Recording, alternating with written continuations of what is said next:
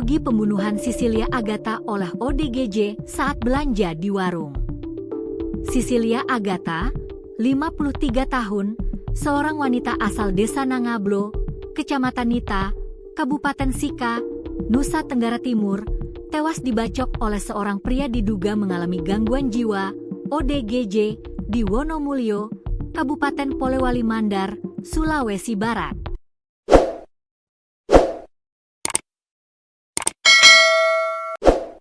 Peristiwa tragis ini terjadi pada Minggu, 1 Juni 2025, siang hari sekitar pukul 12.30 WITA.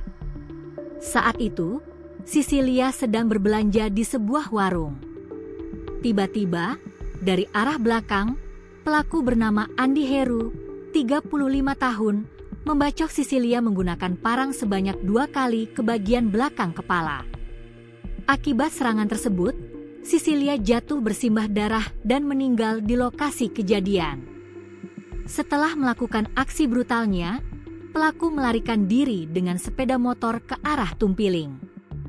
Namun, sekitar 30 menit kemudian, ia kembali beraksi dan melukai seorang pria bernama Ahmad Yani, pegawai puskesmas asal Sidrap yang sedang beristirahat di depan Masjid Raudatut Taqwa, Desa Tumpiling.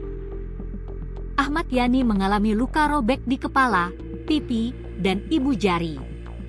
Pelaku sempat mengejar Ahmad Yani, namun berhasil diamankan oleh warga setempat. Identifikasi dan proses hukum. Kapolsek Wonomulyo, AKP Sandi Indrajati, menyatakan bahwa pihaknya masih mendalami motif pelaku. Tim Inafis Polres Polman telah melakukan olah tempat kejadian perkara, TKP, dan identifikasi.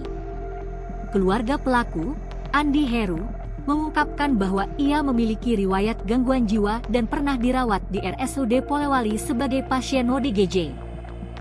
Pihak kepolisian mengimbau masyarakat untuk tetap tenang dan menyerahkan proses hukum kepada pihak berwenang.